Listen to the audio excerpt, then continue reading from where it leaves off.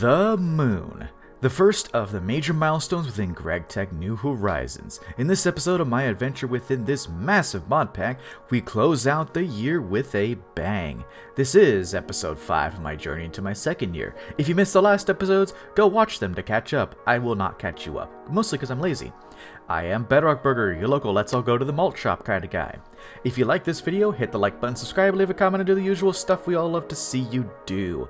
Also, be sure to consider memberships. We love our members. For just $1 a month, you get early videos, shoutouts at the start of each video, and my eternal love. The third one's the best perk, but just don't tell my body pillow of Urzel or her artificer about it. Also, make sure to tune into my live streams. I stream most weeknights. With the useless waffling all finished, let's resume the final stretch of my year 2 in Gregtech New Horizons. But first, actually, today's video has a sponsor. Roll the shilling. Want a friendly all-the-mon server with an active, dedicated community? Want a server without all the oppressive pay-to-win nonsense? If I caught your interest with those two questions, check out the sponsor of today's video, ashrun.org, an all-new all-the-mon server. This server features a very active community with many members on each day, no pay-to-win BS, and much more to enjoy. Build your own base, fight other trainers, challenge gyms that other server members built themselves, and take part in server events and votes. Whether you're looking for a chill time, wanting to lock in on a long run, or just want a fun place to hang out and chat Pokemon, there's always something happening on Ashrun. Join today through the Discord invite in the description, and thank you to Ashrun for sponsoring this video. Now, back to Burger.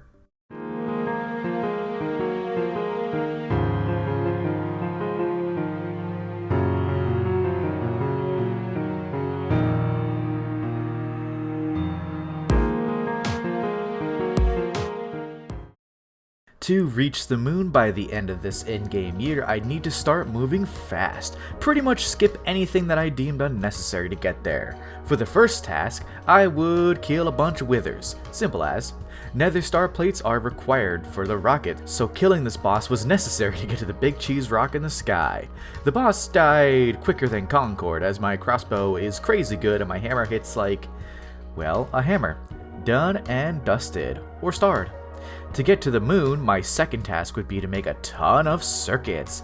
Just a stack of HV would actually be enough, but circuits work differently now. To help explain this new path to make circuits work, please welcome back Dr. Enigma. Take it away, old chum. Good evening, Dr. Enigma here. As you can see, I am here to introduce the next challenge our burger friend must undergo on his quest for the moon.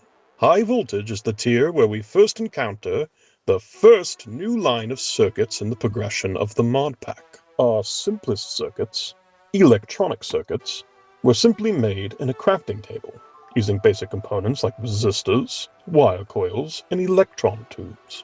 Throughout a low and medium voltage, we got a steady trickle of improvements to this process. Our good circuits were made using 2 of the previous electronic circuits. Likewise, to start out in HV, we can combine 2 of these good circuits with silicon-based transistors, producing an advanced electronic circuit. Each tier unlocked a new tool, enabling the eventual construction of the next tier's circuits. Gallium arsenide for MV, silicon for HV. Knowing this, it might surprise players when, in the course of looking at the recipe for the NASA workbench, they are confronted with 2 insane voltage tier circuits, 2 progression tiers higher than where we currently are. Despite this vital crafting station isn't actually gated to IV or even EV. We can actually make our very first IV circuits right now. And it's thanks to the clean room and the new main progression loop for circuits. Instead of unlocking a single new circuit at a time, we instead gain the ability to make an entire series of them. First, these better circuits absolutely require the clean room. If the circuit assembler isn't in a powered clean room at 100% efficiency, it has a chance to void our new circuits every time it crafts. We can use our new silicon wafers and a laser engraver to make RAM chips, our computational component. We can then place this on a new plastic circuit board, along with other circuit components, to yield an integrated processor. A medium voltage circuit in only 1 step. The integrated processors are the first in a 4-circuit series. 2 processors can be combined with more components to yield a processor assembly, a high voltage circuit, and much cheaper than the old advanced circuits. Combining these yet again nets us the very first available extreme voltage circuit, the workstation.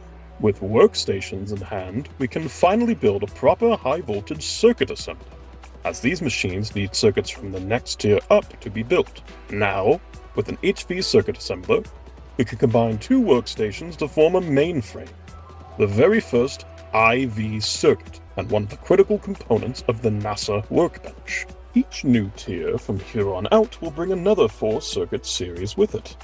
In EV, we will need to build our first LUV circuit. We'll also gain the ability to make high-voltage circuits in a single step. I wonder if our diligent Entree has truly grasped the circuit demands of the pack.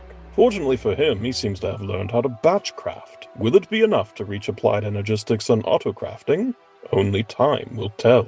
This has been Dr. Enigma. Until next time, keep those clean rooms clean. Now that we all definitely understand how circuits work properly, it's time to start batching. My goal was a stack of the new yellow HV circuit, as that would be enough to carry me to the moon. I would make more over the time though. I had enough of the previous HV circuit left over while the new ones cooked, so I made an implosion compressor, a new multi-block that I'd need for the rocket. This multi-block used TNT or TNT adjacent blocks and an input material to compress them, very useful to make parts for rockets. Amazingly, this multi-block only needed low voltage power to perform operations, so it was very easy to power, only 30 EU per tick per recipe, so just one LV gas turbine and it was set to make my plates of various metals and turn them into flatter versions of said plates. I would be making a lot of these plates over the course of the next few in-game days, but you don't need to know every time I do it, do ya? You don't. Haha! In day 308, I finished my first of the new HV circuits, the processor assembly, the first of many I'd make in this run. I batched up a decent amount, then went right into making my first workstations, the EV circuit. These ones still didn't need an HV circuit assembler yet, which was good, but it allowed me to make the HV circuit assembler. While waiting on a few workstations to cook, I crafted the pieces to another multi-block, the vacuum freezer. It's a multi-block available in HV but uses EV circuits to make the controller. This freezer is actually pretty simple. It take hot thing and make it cold thing. Normally you'd use IC2 coolant to do the cooling, but I said screw it and skipped as much of that junk as I could. This freezer would have to be used a ton as I progress, from cooling titanium to canthal to helicopter to nichrome and more. Speaking of canthal, I would need canthal coils on my EBF for exactly one thing, and it annoyed me. Otherwise I'd have done the freezer later, but a single thing in the entirety of my push to the moon required the freezer and canthal coils, so thus I must do both. On day 311, I made the HV circuit assembler with 2 workstations and a few HV components, as is required to make IV circuits in the clean room. Exactly 2 IV circuits were needed for the NASA workbench, so another circuit assembler has hit my clean room. Really, I should have upgraded my clean room to all HV at this point, but I was skipping out on anything I deemed unnecessary so I could reach the moon before the end. Upgrades will come in year 3, don't worry.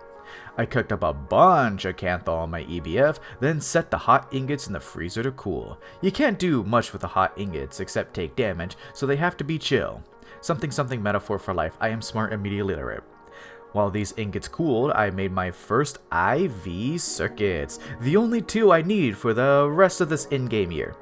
Made using 2 workstations per, and a few other things like a new RAM thing, copper cables, and aluminum frame boxes for some reason. After making my 2 main frames and sticking them in a chest for later, I made some very useful industrial TNT using gel toluene and nitrate mixture. In the implosion compressor, each recipe is reduced in explosive usage by the quality of the explosive. Recipes that take 4 powder barrels, for example, only take a single ITNT to complete. I definitely recommend either making a ton of ITNT or getting the explosive bee, as ITNT is very useful. Just don't place it down. After making some explosives in my basement that the government can't track, it's canthal coil time. Nice. For the EBF, both coils and energy hatches determine what recipes could be cooked inside it, and to cook up just one type of ingot for the NASA workbench, I need canthal. The ingot in question that I need is vibrant alloy, which required canthal coils to cook. I need a frame box of this ingot for the workbench. Everything else in my push to the moon, except the 2 vibrant alloy frame boxes, could be done without Canthal coils. For now, I'd only replace just one of my EBF coils, as I could skip to Nichrome coils very soon instead of just making all of the coils into Canthal. For more moon prep, on day 315 I made an advanced miner, the HV version of an auto miner. This one comes with Fortune 3 built in, and also digs up a 3x3 chunk and can be run with just MV power, so it'll be essential to set up in the moon and ignore for multiple in-game days. I also made an HV assembler for the NASA workbench. Using 2 IV circuits, the assembler, and a few other materials, which includes the vibrant alloy frame boxes, I made the NASA workbench, the main crafting table for most rockets for the rest of the pack. I was very close to the moon. I could almost taste the cheese. But wait, Burger, don't you need an Exxon Mobil power plant for rocket fuel? You're still super far away. You need a whole new multi-block. Oh, contraire, my viewer, for I have a skip. Shout out to my chat. Not sure if this is intended, but there's a quest in medium voltage for a full stack of cetane boosted diesel cells, which can be used for tier 1 and 2 rockets as fuel. So rocket fuel was easy peasy to get. All I needed was an MV world accelerator. I'd use these world accelerators a lot later for bees, but for now, it was simply to get free cetane boosted diesel, enough for about 20 or so round trips to the moon. On day 317, time to work on a spacesuit. I made an oxygen mask so I could breathe out there in the final frontier, then made oxygen gear so I could get the actual oxygen from my tanks into my mask, then into my lungs. The tanks and parachute were next. The parachute is how I get home, you'll see. I used my implosion compressor to make 18 heavy-duty plates. Some went to the rocket, and others went to rocket parts. I made an oxygen collector and oxygen compressor, both small machines that took power to draw in oxygen, then put the oxygen into my tanks. They could be powered with LV batteries, which I had a ton of. I then made 2 frequency modules used for the rocket and a buggy seat so I could sit in my rocket. On day 326, almost there, I made a fuel loader. It loads fuel into the rocket. How simple. I used some of the heavy-duty plates to make a nose cone, then wings for the rocket. I made 2 rocket engines, the lander, and the rocket control computer, and finally, on day 330, with my powers combined, I crafted the Tier 1 rocket. Not quite ready to hit up the moon, however. I had most of my checklist all ready, but the one thing I was missing was a storage for all the ores that auto miners could collect. Also the landing pad, but that's not much of a side quest to get. For the storage, I went to make compressed chests, the biggest chests for multiple items in the Modpack as far as I'm aware. They keep their inventory when broken and have 243 slots for items. Crazy good space and absolutely enough to hold multiple veins worth of ores. On day 333, it was time. Compressed chests, check. Rocket, check. Miners, benzene, MV gas turbines, check. Oxygen gear, check. Tire pressure, check. Unbreaking 3 on at least one of my oxygen tanks, check. Rocket fuel, check. Determination, check. Let's do this thing. Fellas.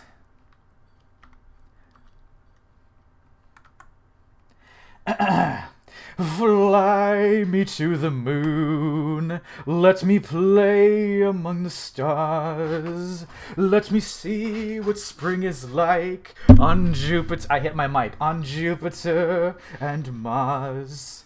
In other words, hold my hand. In other words, darling, kiss me.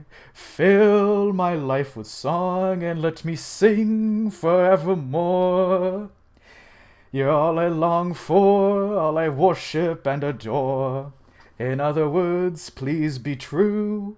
In other words, I love you. I don't actually know the tone of this song, so I'm just gonna sing random shit. Anyways, fly me to the moon. Let me play among the stars and take a screenshot.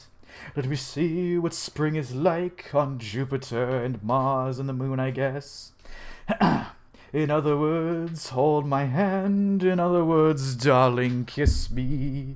Fill my life with song. Let me sing forevermore. All I worship and adore. You are all I long for. Oh, we're here. Okay, I was gonna sing until we got to this. Okay. Holy shit, there's a lot of planets. Alright. Overworld. How do I get to the moon from here? Ooh, that's cool. The moon! So I think I hit launch. I think it is... The moon. Launch. Oh. Ooh. Whoa. Whoa. Space slow down. Oh, shit. Ah! Well, I got a little bit to go. Okay, that might be it. Oh, this looks very weird.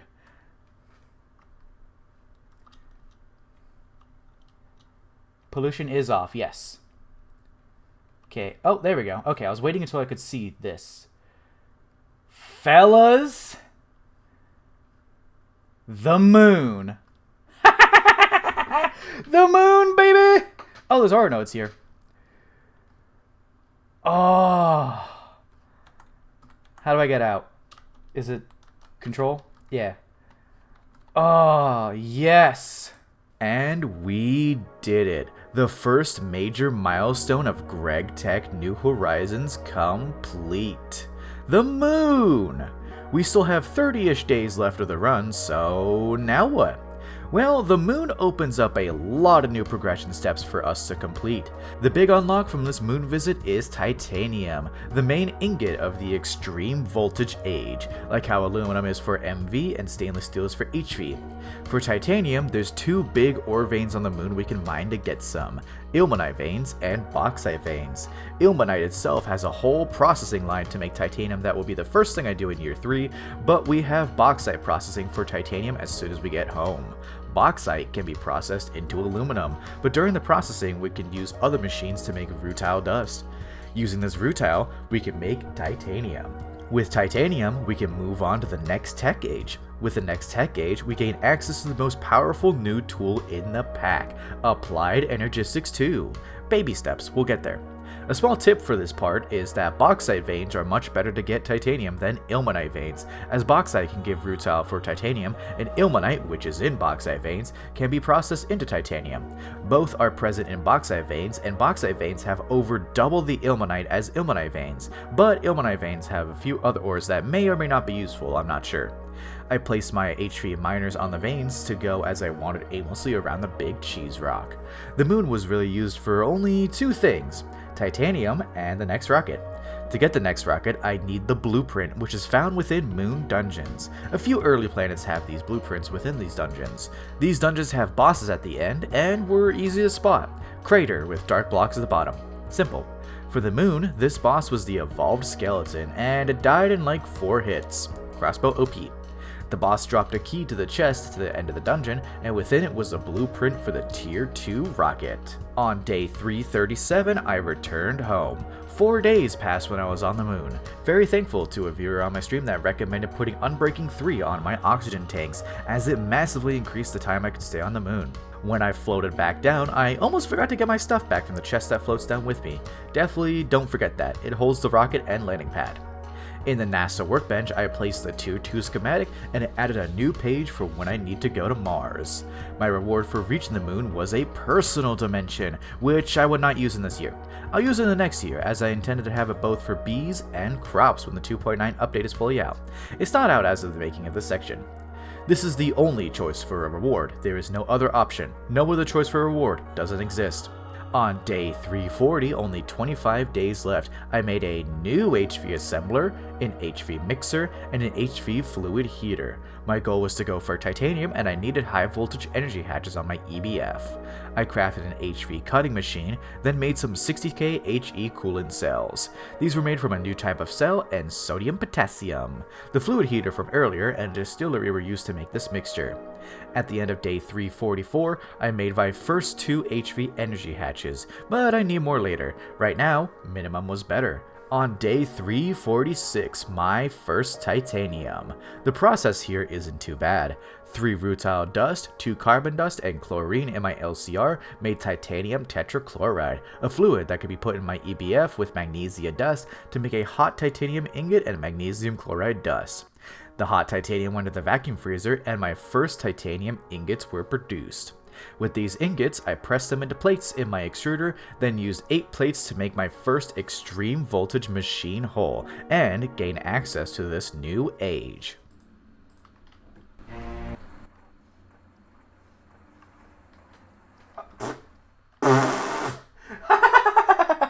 Well, that glitched. With access to this new age, a whole boatload of new things becomes unlocked. We're now in the mid-game for Gregtech New Horizons, and the game for sure lets us know that. The sheer amount of multi-blocks introduced in just this age alone dwarfs every other age before it.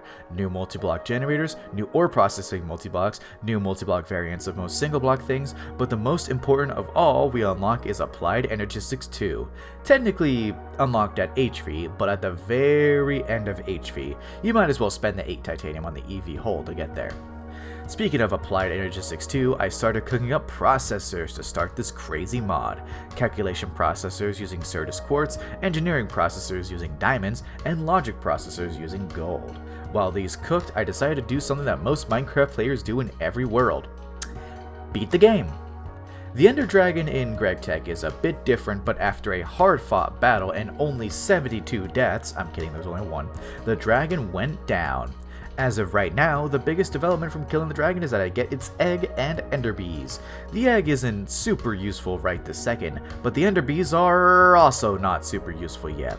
More of a checklist thing really, killing the dragon. Back to work!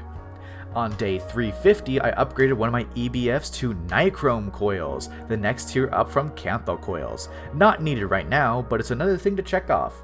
At this point in the year, I was kinda just looking for things to do. I had 15 days left, what all can I do to finish before the end? On day 353, I finished a full stack of each AE2 processor and got to work on making my own starter setup. I started with the easy stuff, 3 ME drives, which hold storage cell. Each one has 10 slots, which would be plenty enough for what I had currently if I made big enough cells. I then made the ME controller, the heart of my mini AE2 setup. I could plug any power generator into it directly as AE2 bypassed the tiered power mechanics. Any power of any tier and no explosions can just be plugged directly into it. On day 358, I made my first storage cells, the 4K ME storage cell, skipping over 1K. Each cell has a set number of bytes within. Think of these as the number of items that can go into them, and they could hold up to 63 different unique kinds of items. The bytes aren't exactly a 1-to-1 though, it's weird. You could have something like 6,000 items in a 4K storage cell. One important thing to note for these cells is that you want to keep high or unique MBT items like armor and weapons outside of the cells, as they take up a whole item slot within the cell. 63 pieces of armor, for example, takes up all 63 slots, but not all 4K bytes, so it's good to not shove them into your storage. Speaking of moving everything into storage, I crafted an ME crafting terminal on day 360 and started moving all of my crap into the storage. With 30 4K cells, everything I had up to this point fit within them, and it was perfect. It took a full in-game day to move everything though. With that, I had a single final thing to finish out year 2. Open all my loot bags. I have been saving them up throughout the year, so it's time to open. Check out this epic loot bag opening.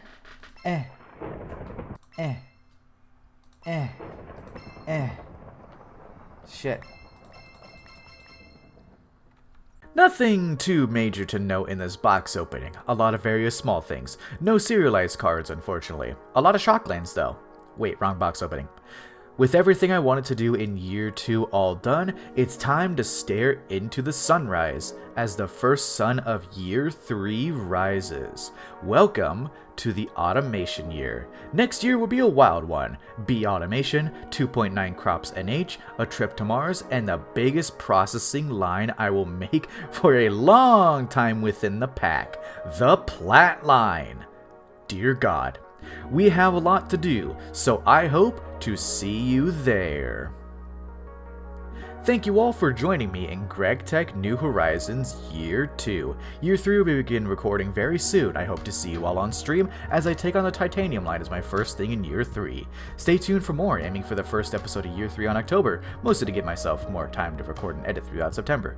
I hope to see you all there. Bedrock Burger, out.